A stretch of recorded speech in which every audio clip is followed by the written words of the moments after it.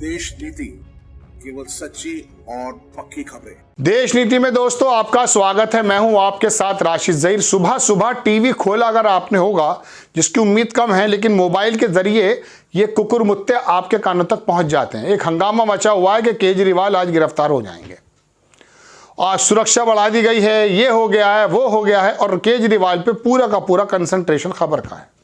अब आप देखें, एआई ने छापा, हालांकि ये पूरा वीडियो भी है, मेरे एडिटर चाहेंगे तो आपको दिखा सकते हैं। इसमें बोलते ही हैं कि दिल्ली के मुख्यमंत्री अरविंद केजरीवाल द्वारा ईडी के समक्ष पेश न होने पर डीडीसीडी के उपाध्यक्ष जैस्लीन शाह ने कहा कि पुख्ता सूत्रों से हमें पता चला है कि ईडी की रेड होने वाली है और अरविंद केजरीवाल अरेस्ट होने वाले हैं। समन जारी होने से पहले भाजपा को पता चल जाता है कि समन जारी होने वाला है। 24 घंटे से हर एक भाजपा का नेता कह रहा है कि अरविंद केजरीवाल अरेस्ट होने वाले हैं। इसका मतलब साफ है कि अरेस्ट वारंट निकलेगा तो भाजपा के दफ्तर से निकलेगा, ईडी बाद में कार्रवाई करेगी। ईडी की भूमिका अभी वहां थी जो सुप्रीम कोर्ट की तरफ से अभी एक वर्डिक्ट आया है कि सेबी अपना काम सही कर रही है, एसआईटी की ज़रूरत नहीं है, और सेबी सक्षम नहीं है बाहर की जो जो कह सकता हूँ ट्रिपिंग हो रही है, रूट जो ट्रिपिंग कह सकते हैं, या बाहर का जो पैसा देश में आ रहा है, उसमें सेबी के अधिकार क्षेत्र से बाहर की बात है। वहाँ विदेश मंत्रालय, एक्सटर्नल अफेयर्स, हमारा ईडी, इसका रोल बनता है। वहाँ तो ये एक्टिव है नहीं। केजरीवाल और हेमंत सोरेन पर पूरी तरह से एक्टिव है। और सबसे बड़ी बात, पहले तो खबर यही कर लेते हैं कि इनका कहना यह है, नेता जो भी हैं ये, कि संजय सिंह की जब गिरफ्तारी हुई, मनीष सिसोदिया की गिरफ्तारी हुई, उससे पहले भारतीय जनता पार्टी के नेता पहले कह देते हैं कि अब गिरफ्तार होने वाले हैं, और उसके बाद सामान आ जाता है, गिरफ्तारी हो जाती है। तो वाकई क्या ईडी का जो ऑफिस है वो कनेक्टेड है भारतीय जनता पार्टी के नेताओं के ऑफिस से? पहली बात। उसको जो बताया जाता है कि वो बड़ी इंडिपेंडेंट संस्था है और अपना काम कर रही है और भ्रष्टाचार को बंद करने का काम है, तो वो तमाम चीज़ें वहाँ से नोटिस क्या भारतीय जनता पार्टी के नेता देते हैं, जो पहले ही बता देते हैं। अगर बता देते हैं, जैसा कि इनका आरोप है, एक सवाल तो बनता है ये। दूसरी सवाल, केजरीवाल को गिरफ्तार करके मोदी जी को मिलेगा क्या?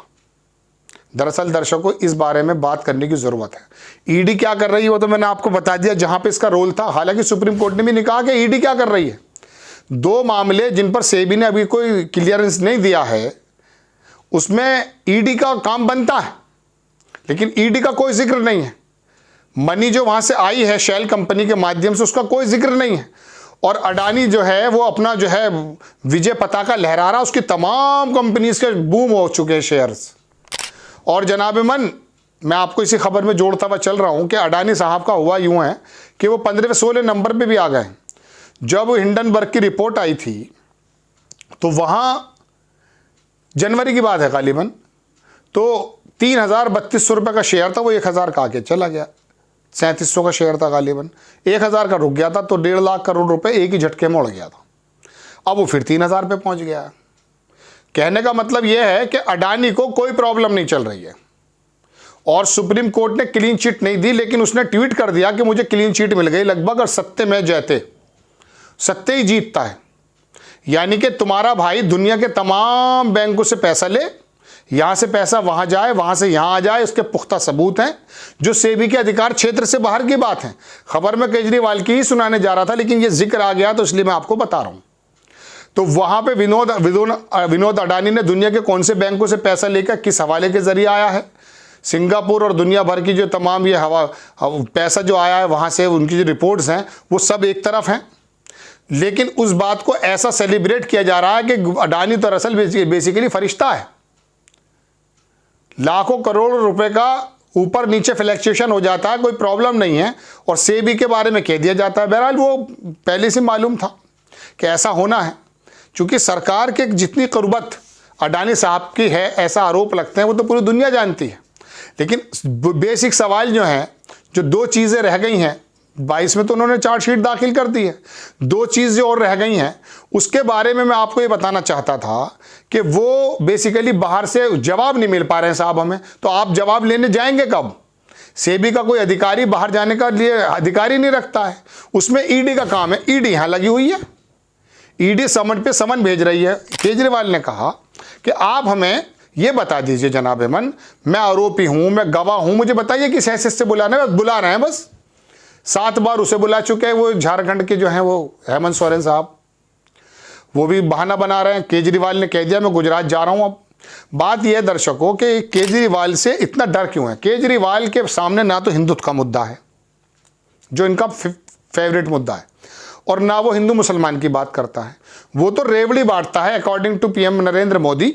हालांकि केसीआर करते थे काम, उसकी वजह से वो आम लोगों को, भूखों को खाना खिला देता, बच्चों को पढ़ाई की बात कर देता, पानी फ्री दे देता, पेट्रोल कुछ जो भी कुछ कम होता होगा बहरहाल XYZ, उसको फ्री की रेवड़ी बता रहे थे। तो वो काम करके वो बेसिकली लोगों के लिए सुविधाएं पैदा करके इनके हिंदुत्व के मुद्दे के सामने खड़ा हो जाता है। पढ़ा लिखा आदमी है, चालाक भी है, ऐसा कहते हैं लोग।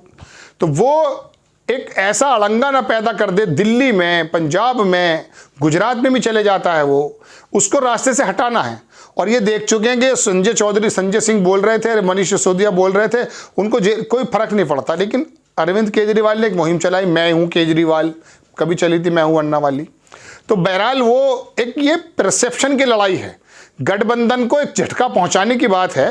केजरीवाल को जेल डाल दिया जाएगा तो तेजस्वी और अखिलेश यादव भी थोड़ा सहम जाएंगे, और गठबंधन के पास में तो चुनाव है ना अब, तो थोड़ा सा जो है जाहिर सी बात है झटका तो देना है। अरे ईडी को सही काम पे लगाओ मोदी जी, वहां लगाओ जहां इसकी जरूरत है। अमित शाह जी, मोदी, ये लोगों का कहना है ईडी को वहां लगाइए आप, वहां तो आप लगा नहीं रहे हैं। वहां तो सेबी को सुप्रीम कोर्ट ये कह रहा कि ये काफी है, कोई जरूरत नहीं है SIT वगैरह की। मान ली बात नहीं, जरूरत नहीं है, तो पैसे की बात का करने जो है सेबी का अधिकारी जाएगा वहां जिसका अधिकार क्षेत्र नहीं है। तो बहरहाल दर्शकों बात यह है, आपके सामने सही खबरें तो लाता नहीं है। अब गोदी मीडिया सुबह से चला रहा है, मैंने आप पिछली खबर में बताया कि श्री रामचंद्र जी को मांसाहारी बता दिया, बस इसी में लगे हुए हैं आप। अरे बच्चों की फीस जानी है, उसकी फिक्र कर लो, सुरक्षा स्वास्थ्य की फिक्र कर लो। मर गए थे लाखों करोड़ों लोग दुनिया में, डाटा नहीं आया आपके पास। सिलेंडर महंगा हो गया था, ऑक्सीजन नहीं मिल पा रही थी। कौन से धर्म के चोले बैठ करके मजार मस्जिद मंदिरों में जाके नाचोगे? मर जाओगे अगर नहीं जानोगे कि सुविधाएं मिलनी चाहिए, इनकी जिम्मेदारी बनती है। करोड़ों रुपए का इनका, अरबों रुपए का इनका बैंक बैलेंस हो रहा है, इनसे कोई पूछने को तैयार नहीं है कि बॉन्ड बेचना है, कौन खरीद रहा है आपके बॉन्ड? आप इस चाक के चक्कर में लग गए। मांसाहारी थे रामचंद्र जी या नहीं थे? उस जितेंद्र को कहने की जरूरत क्या है एनसीपी नेता को? और अगर उसने कह दिया तो उसको छोड़ दीजिए। गोदी मीडिया इसी पे लग गया ताकि अडानी का जिक्र ना कर पाए आप। रवीश कुमार के पीछे पड़ गए लोग। बेहद बार दर्शकों बात सुनो, BHU के अंदर वो 3 भारतीय जनता पार्टी के नेता बलात्कार करके भाग गए। वहां पर मध्य प्रदेश में जाके वो कन्वेंसिंग कर रहे हैं। कौन से दरोगा थे वो? IT सेल के थे। आपको कभी हमास में, कभी किसी दूसरी चीज में, इसमें उलझाया जा रहा है। तुम्हारा मेरा देश जा कर रहा है, इस बात की फिक्र करेंगे आप या नहीं? या इसी चक्कर में रहेंगे श्री रामचंद्र जी को मांसाहारी बता दिया, वोट मत देना, बात खत्म हो गई? अरे इस बात की तो बात पूछो कि अरविंद केजरीवाल का कसूर बताओ क्या है साहब। आपसे सवाल करने वाले सब लोग जेल में जाएंगे। और मान लिया हमने अरविंद केजरीवाल ने जो है शराब घोटाले में पैसे खा गए, मान लिया हमने, अगर आप आपके आरोप हैं, लेकिन क्या आपके यहां कोई बंदा नहीं है ऐसा? अजीत पवार जाकर जो वो मांसाहारी के जो अजीत के ऊपर, जितेंद्र के ऊपर बोल रहा है, वो तो खुद वो प्रधानमंत्री जी उसे भ्रष्टाचारी बता चुके हैं। उसे डिप्टी CM क्यों बना रखा है भाई? उसकी जगह जेल क्यों नहीं है? अब बात यह है कि आपकी खबरें सुनने का भी अंदाजा अलग हो गया है।